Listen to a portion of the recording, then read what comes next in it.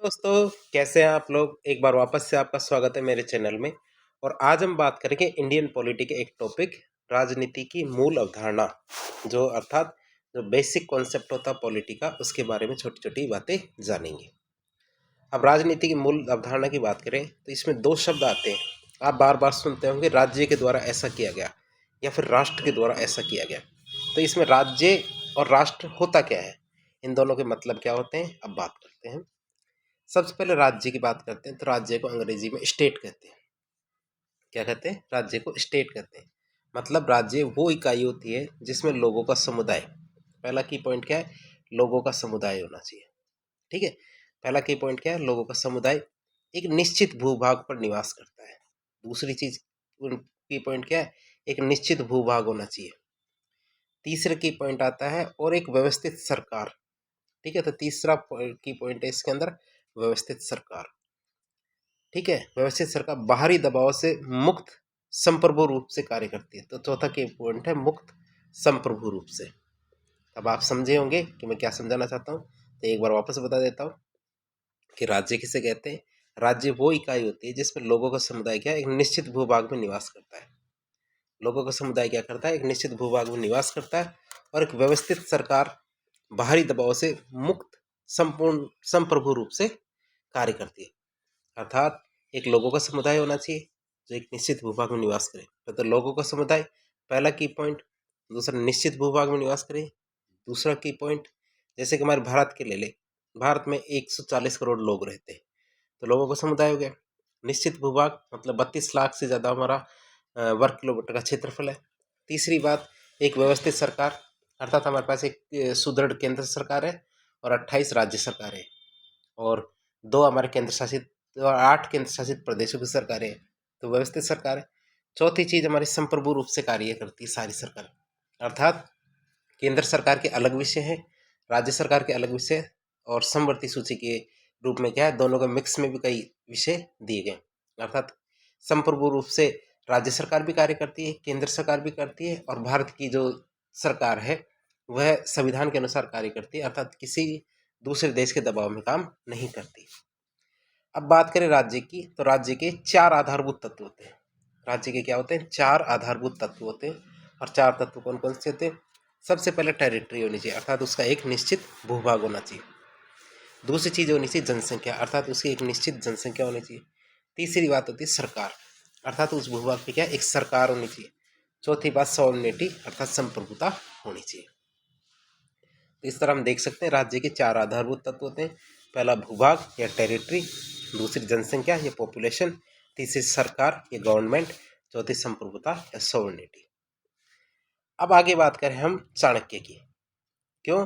क्योंकि चाणक्य के द्वारा जो लिखी गई पुस्तक थी अर्थशास्त्र, तो अर्थशास्त्र इकोनॉमी से संबंधित पुस्तक नहीं थी।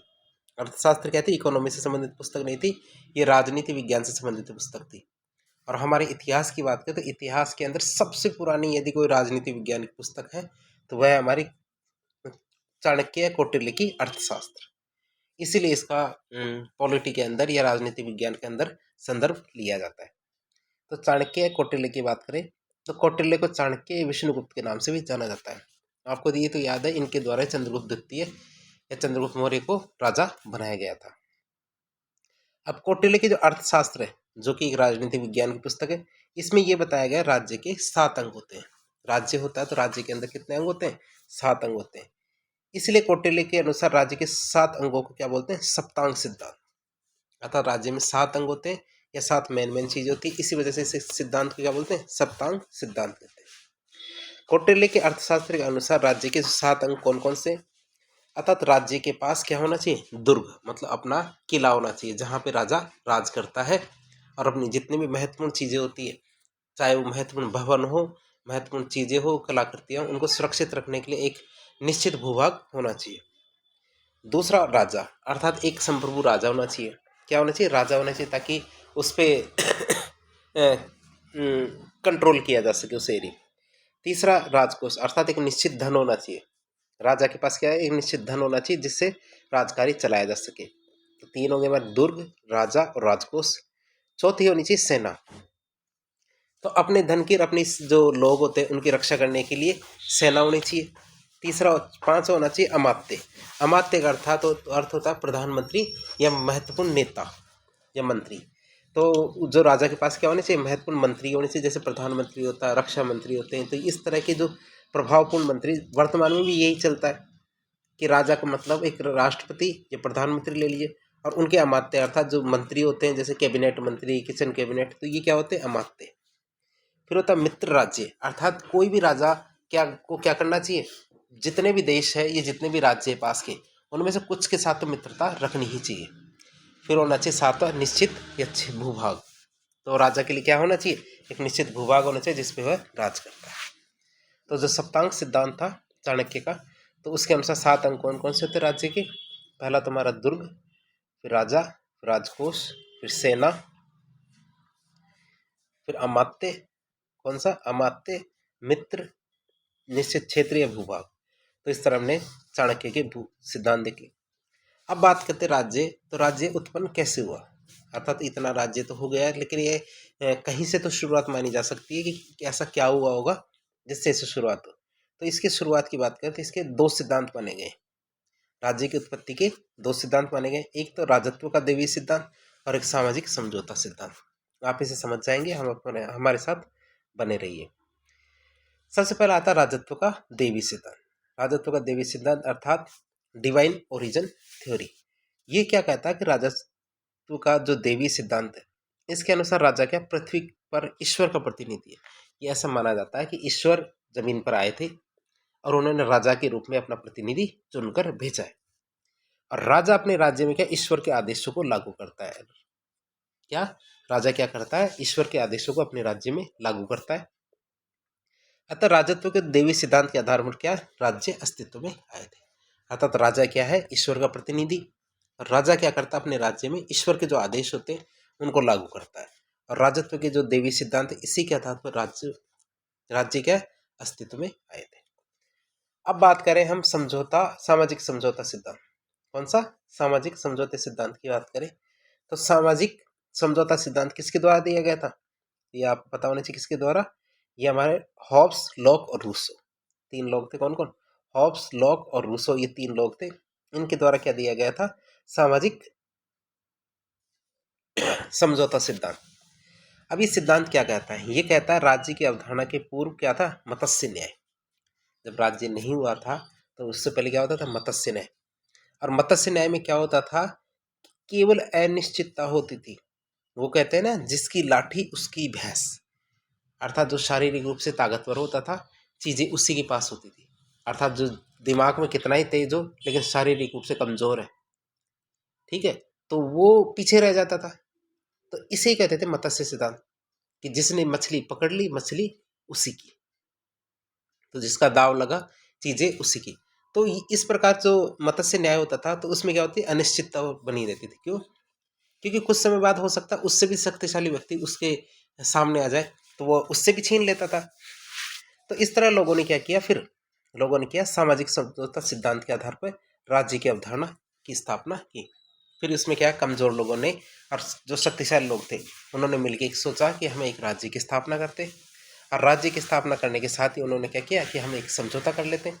समझौते के आधार पर राज्य की स्थापना करेंगे, उसमें हम एक राजा बनाएंगे, राजा अपनी सेना चुनेगा और वो सेना हमारी रक्षा करेगी, और राजा को हम इसके बदले क्या टैक्स देंगे। तो इस तरह उन्होंने एक सामाजिक समझौता किया। फिर बात करें सामाजिक समझौता सिद्धांत के अंतर्गत क्या, समस्त लोगों ने राज्य के प्रमुख को कुछ अधिकार सौंप दिए, कि वो जो राजा होगा, हमारे ऊपर राजा होगा, हम उनको कुछ अधिकार सौंप देते हैं हमारे, कि वो हमारे बिहाफ में ये काम करेगा। और लोगों के द्वारा आपको कुछ अधिकार राज्य के प्रमुख या राजा को सौंप देने के बाद, राज्य का प्रमुख जो है राजा है, उसने अपने लोगों की सुरक्षा की गारंटी दी। अर्थात वह हमारे लोगों की यदि सुरक्षा की गारंटी देता है, तब हम हमारे अधिकार उनको सौंपने के लिए तैयार हैं। तो इस तरह हमने देखा कि लोगों के पास क्या, अपने कुछ अधिकार राजा के प्रमुख या राजा को देने के बाद क्या, राजा क्या करता है, जो लोग हैं उनको सुरक्षा की गारंटी देता है। अब बात करें आज की तारीख में, तो आज की तारीख में क्या है कि वर्तमान में लोकतंत्र में भी जनता मतदान के माध्यम से शासक चुनती है। जनता क्या करती है, मतदान के माध्यम से शासक चुनती है, और उस शासक को क्या करती है, अपनी शक्तियां सौंप देती है। साथ ही साथ क्या टैक्स के माध्यम से क्या पैसा भी देती है, ऐसा नहीं कि पैसा नहीं देती है। तो ये हमने राज्य की अवधारणा देख ली। अब बात करते हैं राष्ट्र किसे कहते हैं, क्या राष्ट्र की अवधारणा के बारे में बात करें। राष्ट्र को लोगों के इकट्ठा होने के रूप में परिभाषित किया जाता है। राष्ट्र मतलब लोगों के एकत्रीकरण के रूप में परिभाषित किया जाता है, अर्थात राष्ट्र एक संगठित समाज के रूप में विद्यमान होता है। राष्ट्र क्या होता है, एक संगठित समाज के रूप में विद्यमान है, जिसमें लोग क्या सामान्यतः विशेष क्षेत्र में निवास करते हैं। लोग क्या करते हैं, सामान्यतः विशेष क्षेत्र में निवास करते हैं, एक ही जैसी भाषा बोलते हैं, एक समान रीति रिवाज को मानते हैं और ऐतिहासिक निरंतरता होती है। जैसे कि हमारे फ्रांस है, जर्मनी है, इटली है, इन देशों की खासियत क्या है, इन देशों की खासियत हम राष्ट्र के रूप में ले सकते हैं। क्यों? क्योंकि वहाँ कुछ लोग इकट्ठे हुए, अर्थात जो जर्मनी है तो वहाँ जर्मन लोग हैं, फ्रांस है तो उसमें फ्रेंच लोग हैं, तो वहाँ कुछ लोग इकट्ठे हुए और एक संगठित समाज के रूप में रहते हैं। कैसे संगठित समाज में, अर्थात वो सभी एक अपने आप को क्या है, एक रूप में मानते हैं, एक विशेष क्षेत्र में रहते हैं, एक जैसी भाषा बोलते हैं। जैसे फ्रांस के लोग फ्रेंच भाषा बोलते हैं, एक जैसे रीति रिवाज मानते हैं, जैसे मान लो कि उनके धर्म भी इससे सेम ही होता होगा। और इतिहास की बात करते हैं तो सभी लोगों की इतिहास भी एक जैसा है। तो आपने ये चीज़ तो समझ गए होंगे कि हमारी ये वाली चीज़ कहाँ है, हमारे देश में तो लागू नहीं हो सकती। जहाँ राष्ट्र का एक सांस्कृतिक अवधारणा के निकट होता है, वहीं राज्य का एक राजनीतिक अवधारणा के निकट होता है। तो ये आप समझ गए होंगे, जहाँ राष्ट्र है ये तो सांस्कृतिक अवधारणा के निकट है, वहीं राज्य की बात करें तो ये राजनीतिक अवधारणा के निकट होता है। तो आप इसको समझ गए। अब राज्य की बात करें हम तो राजतंत्र की। राजतंत्र क्या है, राजतंत्र में लोगों का प्रमुख क्या होता है, राजा होता है। लोकतंत्र में, राजतंत्र में क्या होता है, लोगों का प्रमुख क्या होता है, राजा होता है। राजतंत्र में राज्य शासन की तीनों शक्तियां राजा में होती है। राजतंत्र में क्या होती है, राज्य की जो तीनों शक्तियां, और तीनों शक्तियां कौन कौन सी हमारी, विधायिका, कार्यपालिका और न्यायपालिका, ये तीनों की तीनों शक्तियां किसके अंदर होती है, राजा में निहित होती है। अर्थात शक्तियों का केंद्रीकरण होता है, इसलिए राजा क्या होता है, निरंकुश हो जाता है। अर्थात राजा के ऊपर कंट्रोल करने वाला तीसरा कोई भी नहीं होता। क्यों? क्योंकि सारी शक्तियां उसके पास होती है। राजतंत्र में शासन की तीनों शक्तियां कौन कौन सी होती है, विधायिका, कार्यपालिका और न्यायपालिका। ये तीनों शक्तियां किसके पास आ जाती है, राजा के पास। विधायिका मतलब लेजिस्लेचर, एग्जीक्यूटिव मतलब कार्यपालिका, जुडिशरी मतलब न्यायपालिका। अब राजतंत्र तो ये होता है। अब लोकतंत्र में क्या होता है, लोकतंत्र में एक सिद्धांत काम करता है जिसे कहते हैं शक्ति पृथक्करण का सिद्धांत। और इस शक्ति पृथक्करण का सिद्धांत दिया किसने था, जो हमारे फ्रांसीसी विचारक थे मोंटेस्क्यू, इन्होंने क्या दिया था, शक्ति पृथक्करण का सिद्धांत दिया था। किसने दिया था, आप ये याद रखेंगे, मोंटेस्क्यू का नाम, मोंटेस्क्यू ने क्या किया था, शक्ति पृथक्करण का सिद्धांत दिया था। और यही हमारे जो नीति निर्देशक तत्व है उसमें जो अनुच्छेद नंबर 50 है, तो 50 में क्या दिया गया है, शक्ति पृथक्करण का सिद्धांत दिया गया है। अब बात करें मोंटेस्क्यू की, जो फ्रांसीसी विचारक था, फ्रांस का व्यक्ति था, तो इन्होंने जो शक्ति पृथक्करण का सिद्धांत दिया था, जिसमें क्या था कि राज्य के विभिन्न अंग जैसे हमारी कार्यपालिका, विधायिका और न्यायपालिका, इनके मध्य शक्तियों का विभाजन होना चाहिए। इनके मध्य क्या होता है, शक्तियों का विभाजन होना चाहिए। अर्थात शासन की जो तीनों शक्तियां, कार्यपालिका, विधायिका और न्यायपालिका, इनको अलग अलग करना चाहिए।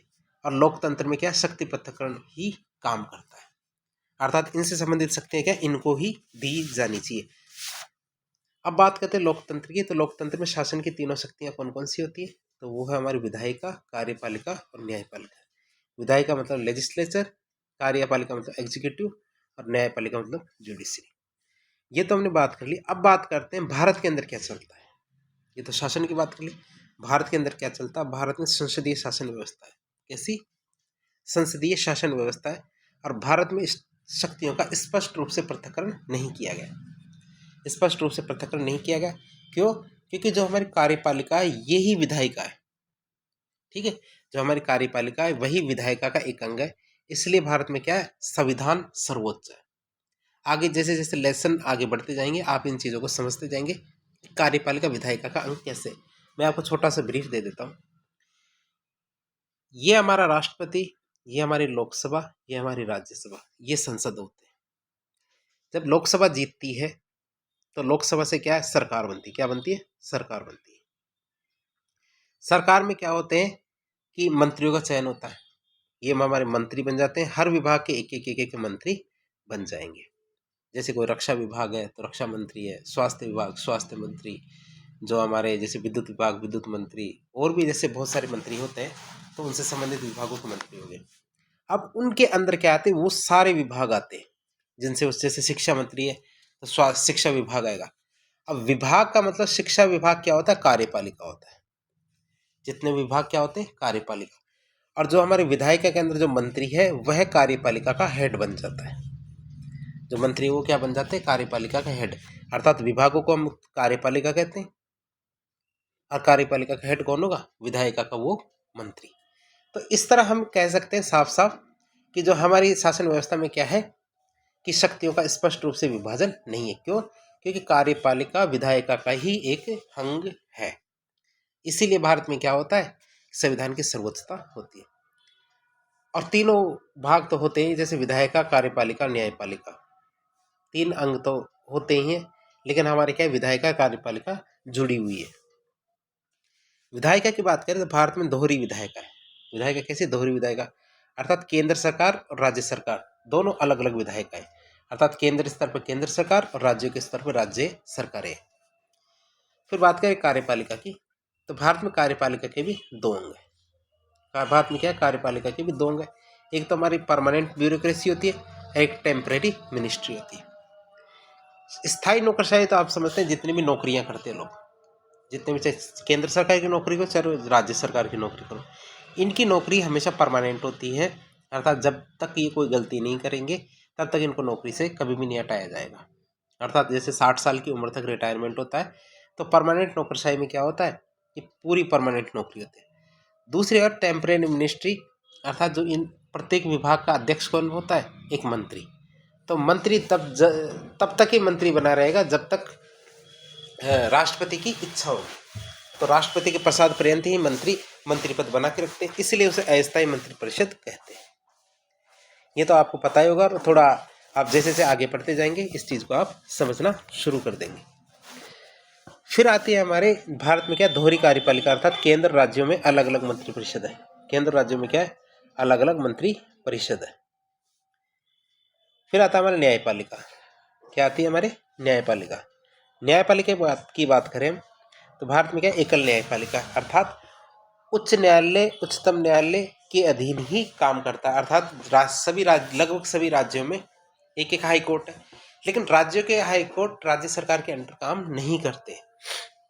तो राज्य के हाई कोर्ट किसके अंडर काम करते हैं, सुप्रीम कोर्ट के अंडर। जैसे अभी शायद हमारे पास 24 या 25 हाई कोर्ट अभी चल रहे, तो जो हाई कोर्ट है वो सुप्रीम कोर्ट के अंडर ही काम करते हैं। अब ब्रिटेन और अमेरिका की बात करते हैं। क्यों? क्योंकि हम हमेशा पॉलिटी के अंदर ब्रिटेन और अमेरिका के अंदर तुलना करके अध्ययन करते हैं। ब्रिटेन में क्या संसदीय शासन व्यवस्था है, और ब्रिटेन में भी शक्तियों का स्पष्ट प्रतिकरण नहीं होता। ब्रिटेन में भी कार्यपालिका और न्यायपालिका दोनों ही विधायिका के हिस्से होते हैं। ब्रिटेन में तो कार्यपालिका और न्यायपालिका दोनों ही विधायिका का हिस्सा है, इसलिए ब्रिटेन में संसद की सर्वोच्चता है, जबकि भारत में क्या, संविधान की सर्वोच्चता है। क्यों? क्योंकि भारत में न्यायपालिका विधायिका का हिस्सा नहीं है। ब्रिटेन में क्या, कार्यपालिका अर्थात लोकसभा को हाउस ऑफ लॉर्ड्स, जबकि ब्रिटेन की संसद की ऊपरी सदन या लोकसभा को हाउस ऑफ लॉर्ड्स कहते हैं। ठीक है, तो जो ऊपरी सदन है लोकसभा को हाउस ऑफ लॉर्ड्स, और जो निचला सदन है राज्यसभा, उसको हाउस ऑफ कॉमन्स कहा जाता है। अब अमेरिका की बात करें,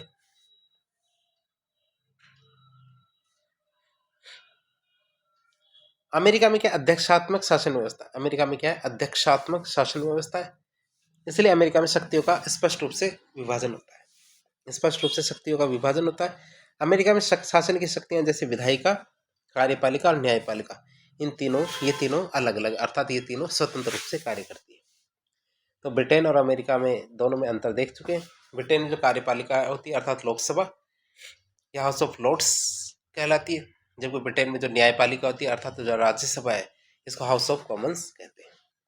तो इस तरह आज हमने जो भारतीय राजनीति के जो मूलभूत सिद्धांत है उनके बारे में जानकारी ली, और छोटी छोटी जानकारियों के साथ ही हम आगे बढ़ते रहते हैं। तो इस प्रकार के इन्फॉर्मेटिव वीडियोस देखने के लिए हमारे चैनल से जुड़े। यदि वीडियो पसंद आता है तो वीडियो को लाइक करें, चैनल को सब्सक्राइब करें। यदि आपके कोई सुझाव हो तो कमेंट बॉक्स के माध्यम से बताएं। धन्यवाद।